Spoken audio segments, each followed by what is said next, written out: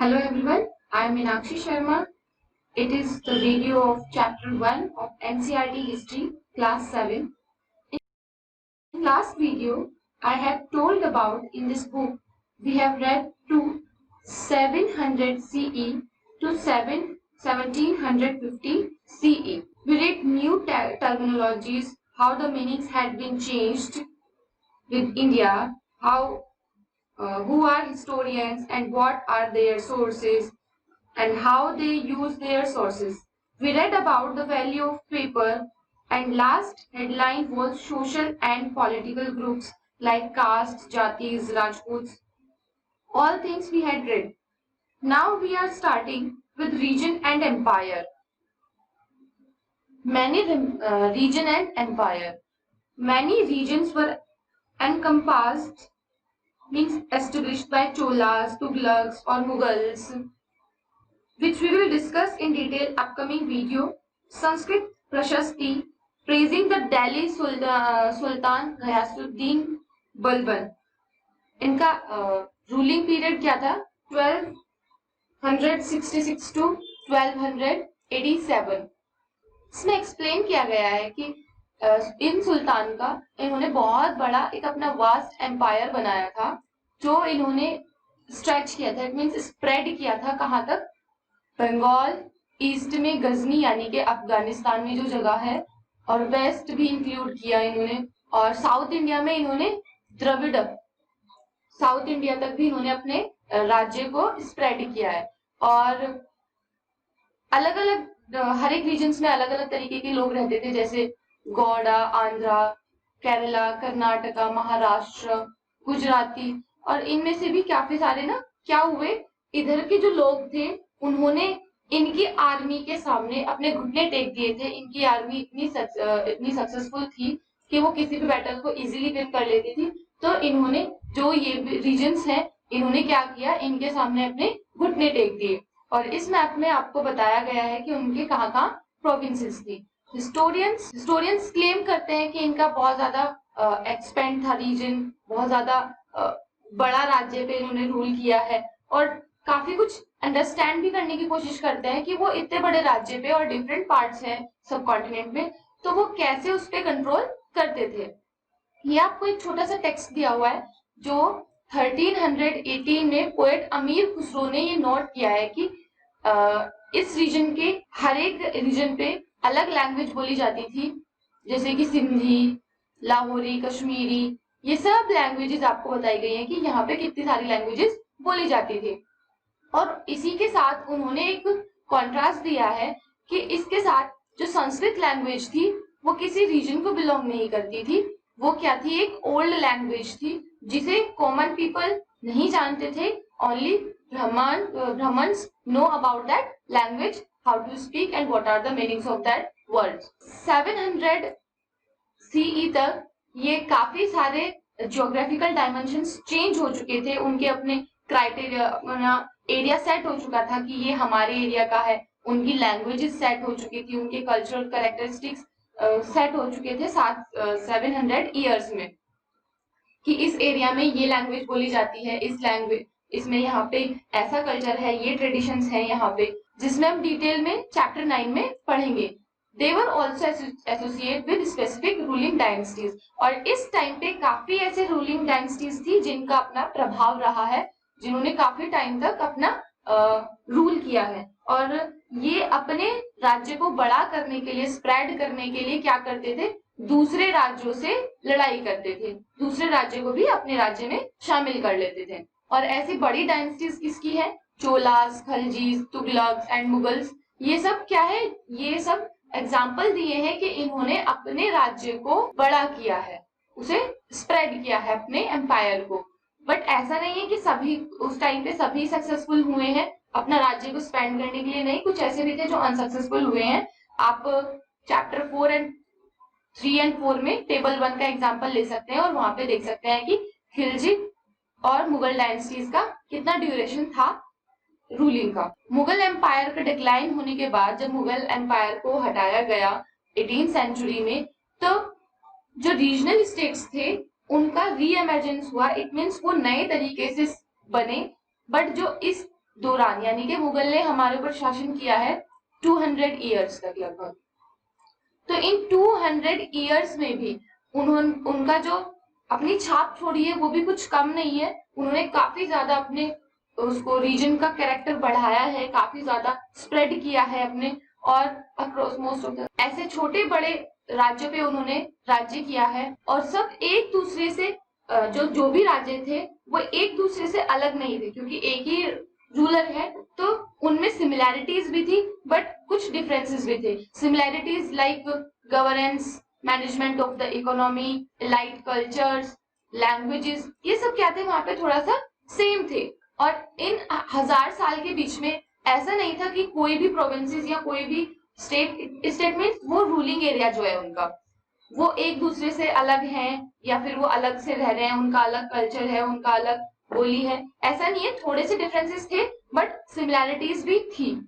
ठीक है, उनकी अपनी एक अलग इंपोर्टेंस थी, अपनी एक अलग ट्रेडिशंस थे, but they are not quite different. Old and new religions, in 1000 years में धर्म का कितना इंपॉर्टेंस रहा है वो हम आपको अब एक्सप्लेन करेंगे। इन दिस पैरा ये आपको बताया जा रहा है कि बहुत ज्यादा इंपॉर्टेंट रोल रहा है, मेजर डेवलपमेंट्स हुए हैं रिलीजियंस ट्रेडिशंस में भी, क्योंकि लोगों का अपना विश्वास होता था अपने, कभी कभी पर्सनली वो किसी एक भगवान को मानते थे, बट जब ये कलेक्टिव बन जाता था, जब किसी समूह के द्वारा ये विश्वास किया जाता था किसी एक भगवान में, तो वो क्या बन जाता है, वो रिलीजन बन जाता है जो पीपल को कनेक्ट करती है दूसरे पीपल से। कैसे कनेक्ट करती है, सोशली और इकोनॉमिक ऑर्गेनाइजेशन में। अब जैसे कि आप समझने की कोशिश कीजिए, जैसे कि आप एग्जांपल लेते हैं, हिंदू जो लोग हैं वो उस टाइम पे क्या प्रेफर करते थे, हम हिंदू वाले एरिया में रहेंगे, है ना, जो हमारे भगवान की पूजा करते हैं हम वहीं पे रहेंगे, उन्हीं के ट्रेडिशंस को मानेंगे और उन्हीं के साथ हम सोशली रहना पसंद करेंगे। बट कुछ ऐसे भी होते थे कि जिनके अलग होते थे। इस पीरियड के दौरान इंपॉर्टेंट चेंजेस जो जिसमें लाए वो था हिंदुइज्म, जिसे आज हम हिंदुइज्म बोलते हैं, उसमें इंपॉर्टेंट चेंजेस आए थे। इस टाइम पे न्यू डाइटीज की भी वर्शिप स्टार्ट हो गई थी। न्यू डाइटीज मीन्स नए नए भगवान, उनके बारे में पता चला कि ये भगवान है, इनकी भी पूजा स्टार्ट हुई रॉयल्टी द्वारा। इट मीन्स रॉयल्टी मतलब राजाओं के द्वारा टेम्पल्स का कंस्ट्रक्शन स्टार्ट हुआ, ब्राह्मण्स की, प्रीस्ट्स की इम्पोर्टेंस स्टार्ट हुई उस टाइम पे, और इन लोगों का एक डोमिनेंट ग्रुप होता था सोसाइटी में, क्योंकि ब्राह्मण के पास में संस्कृत टेक्स्ट की बहुत ज्यादा नॉलेज होती थी, तो वो इससे अर्न करते थे अपनी respect. People are showing respect at that time to the Brahmins because of the knowledge of the Sanskrit text. और इस टाइम पे डोमिनेंट पोजीशन थी पैट्रन्स, न्यू रूलर्स। जो एक रूलर है, जो राजा है, वो किसी धर्म को सपोर्ट करने लगता है, उसका पैटर्न बन जाता है, भक्त बन जाता है, तो उसमें भी वो अपना डोमिनेंट रोल निभाया करते थे। और इसी टाइम पे एक मेजर डेवलपमेंट ये हुआ है कि सिर्फ आपको ऐसा जरूरत नहीं है कि आप किसी भगवान के आगे ही बैठ के भक्ति करेंगे, नहीं। आइडिया ऑफ भक्ति मीन्स जहाँ पे आप अपने डाइटी को मन में पूज कर, मन में उनकी धारणा बनाकर उनको प्यार कर सकते हैं, उनकी पूजा कर सकते हैं, अपने रिचुअल्स को एलोबोरेट कर सकते हैं विदाउट एनी प्रिस्ट। कोई फाउंडेशन नहीं है कि कोई प्रिस्ट ही आपकी पूजा कराएगा या इसी रिचुअल्स को आपको माना है, नहीं। उस टाइम ये स्टार्ट हो गया था कि आप अपने डाइटी को अपने मन में मानिए, अपने विचारों में रखिए और उनकी पूजा कीजिए, उनसे प्यार कीजिए। इसके बारे में हम ज्यादा जानेंगे, उनके ट्रेडिशंस क्या थे, वो चैप्टर 8 में हम उनको एक्सप्लेन करेंगे। ओके, इसी टाइम पे, इसी पीरियड में न्यू रिलीजियंस भी अपीयर्ड हुए। न्यू रिलीजियंस क्या थे, जैसे कि मर्चेंट्स एंड माइग्रेंट्स यहाँ पे आते थे इंडिया में, आई मीन सब कॉन्टिनेंट में आते थे, तो वो अपने साथ टीचिंग लाते थे होली कुरान की। जैसे हिंदूज में गीता को हम वैल्यू करते हैं, ऐसे ही मुस्लिम्स कुरान को वैल्यू करते हैं। और 17th सेंचुरी में कुरान की टीचिंग्स इंडिया में आने स्टार्ट हुई, और वो मानते हैं कि हमारे एक ही भगवान है जिनको वो अल्लाह कहते हैं, जो उनसे प्यार करते हैं, उन पे मर्सी दिखाते हैं और उनमें बहुत ज्यादा बिलीव करते हैं। और उसी टाइम पे काफी रूलर्स जो है वो पैटर्न्स बन गए थे, वो इन्फ्लुएंस हुए थे उनसे, तो इस्लाम और उलेमा से वो बहुत ज्यादा इन्फ्लुएंस हुए, उनकी थियोलॉजीज उन्हें अच्छी लगी, उनके प्रिंसिपल्स उन्हें अच्छे लगे, तो वो उनको मानने लगे। And like Hinduism Islam was interpreted in a variety of ways bye it's followers, और धीरे धीरे उनके काफी फॉलोवर्स हुए, और इसमें भी जैसे हिंदू धर्म में अलग अलग सेक्शन बन जाते हैं, अलग अलग विचारधाराएं बन जाती हैं, ऐसे ही इनमें इस्लाम में भी हमें देखने को मिलता है। जैसे कि सिया मुस्लिम्स जो बिलीव करते हैं prophet Muhammad son in law, कि उनके जो लीडर होंगे, उनकी कम्युनिटी को जो लीड करेंगे वो होंगे मोहम्मद, प्रॉफिट मोहम्मद के सन इन लॉ अली। एंड दूसरा आप देखते हैं तो वो होते हैं सुन्नी मुस्लिम्स, जो एक्सेप्ट करते हैं कि उनकी अथॉरिटी है कि जो खलीफा है वो उनको लीड करे। और इंडिया के अंदर ये भी इम्पोर्टेंट है, हनाफी एंड शाफी, ये थियोलॉजीज और इनकी माइस्टिक ट्रेडिशंस भी काफी ज्यादा डिफरेंसेस हैं इनमें। Next headline is thinking about time and historical periods. अभी हिस्टोरियंस जो है वो टाइम जैसे पास होता है वो आवर्स में, डेज और ईयर्स में काउंट नहीं करते हैं उसको, वो उसको एज अ क्लॉक और एज अ कैलेंडर उसको वो देखते हैं। जब टाइम चेंज होता है तो वो रिफ्लेक्ट करता है हमारे सोशल और इकोनॉमिक ऑर्गेनाइजेशन को।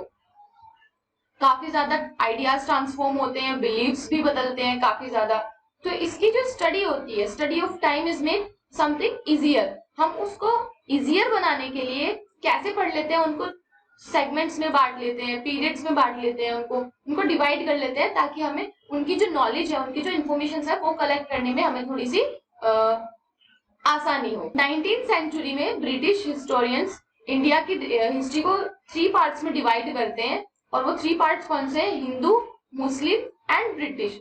बट जब हम ऐसे डिवाइड करते हैं, ये डिवाइड किस बेस पे हुआ है?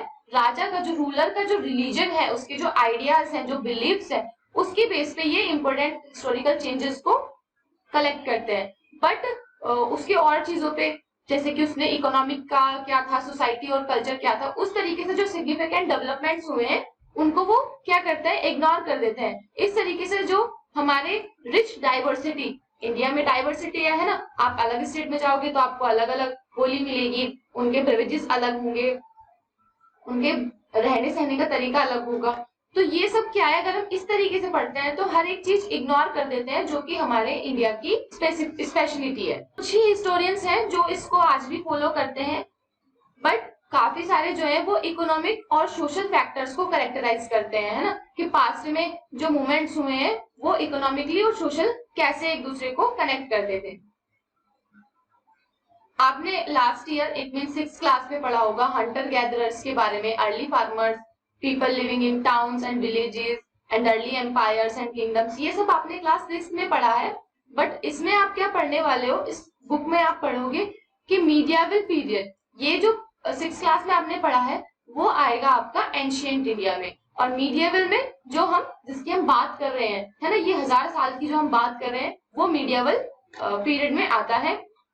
इसमें कैसे स्प्रेड हुआ, पीजेंट सोसाइटी में कैसे रहने लगे, regional and imperial state formations कैसे हुए, कैसे स्टेट बने, रीजनल और इंपीरियल कैसे वो फॉर्म हुए, कैसे पेस्टोरल और फॉरेस्ट पीपल डेवलप कर रहे थे, या फिर हिंदुइज्म और इस्लाम का मेजर रिलीजन्स जो है वो कैसे यहाँ पे डेवलप हो रहा था, और main thing European trading companies का इंडिया में कैसे आना हुआ।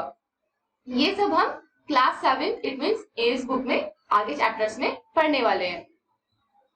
हिस्ट्री विटनेस करती है कि इन 1000 ईयर्स में काफी ज्यादा बहुत इंपॉर्टेंट चेंजेस हुए हैं। बट अगर आप कंपेयर करें 16th एंड 18th सेंचुरी, बहुत ज्यादा डिफरेंट है 8th और 11th सेंचुरी पे, क्योंकि उस टाइम पे जो टेक्नोलॉजीज की, जो 18th और 16th सेंचुरी में टेक्नोलॉजीज वो हमारे पास में 8th और 11th सेंचुरी में नहीं थी। चेंजेस हुए हैं बट इतने चेंजेस नहीं हुए हैं क्योंकि टेक्नोलॉजीज नहीं थी। ये इतने सारे चेंजेस इसमें हुए हैं कि हम बहुत इजी नहीं है इसका हिस्ट्री जो है उसको, उस पीरियड को विदाउट प्रॉब्लम्स हम डिस्क्राइब करना या उसकी इंफॉर्मेशन लेना इतना इजी नहीं है। बट फिर भी हम इसमें कॉन्ट्रास्ट करते हैं। मीडिएवल पीरियड अगर हम इसको बोले तो ये सिर्फ सही नहीं है, हम इसको मॉडर्न पीरियड भी बोलते हैं। क्योंकि मॉडर्न पीरियड क्यों बोलते हैं? क्योंकि इस टाइम पे बहुत ज्यादा मटेरियल प्रोग्रेस हुई है, काफी ज्यादा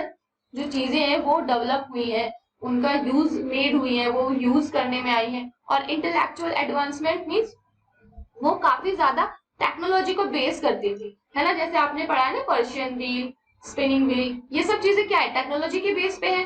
तो इसलिए हम इसको सिर्फ मीडियावल पीरियड नहीं बोलते, हम इसको मॉडर्निटी भी बोलते हैं। During these 1000 years society of the sub continent one transformed often and economics in several regions reached a level of prosperity.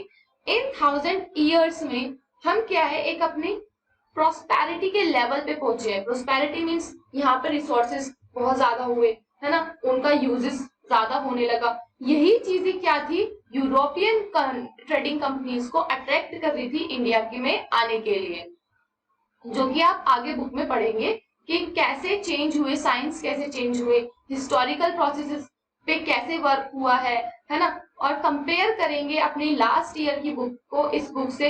हर एक जगह आपको एग्जांपल मिलेगा जो लास्ट ईयर से भी दिखाया जाएगा और इस ईयर से भी दिखाया जाएगा। हम उसमें आगे जानेंगे कि क्या चीजें जैसी पास्ट में थी आज भी वही है, या 18th सेंचुरी में भी वही चीजें थी और आज भी वही, आज की सेंचुरीज में भी वही चीजें हैं। वो सब चीजें हम कंपेयर करेंगे, या फिर चीजें सेम है या बहुत ज्यादा उनमें डिफरेंस आ चुका है, वो चेंज हो गई है या रिमेन है, वो हम आगे इसमें डिस्कस करेंगे। Okay, now this chapter has been finished. Thanks for watching this video and please subscribe the channel and don't forget to click on bell icon. Thank you.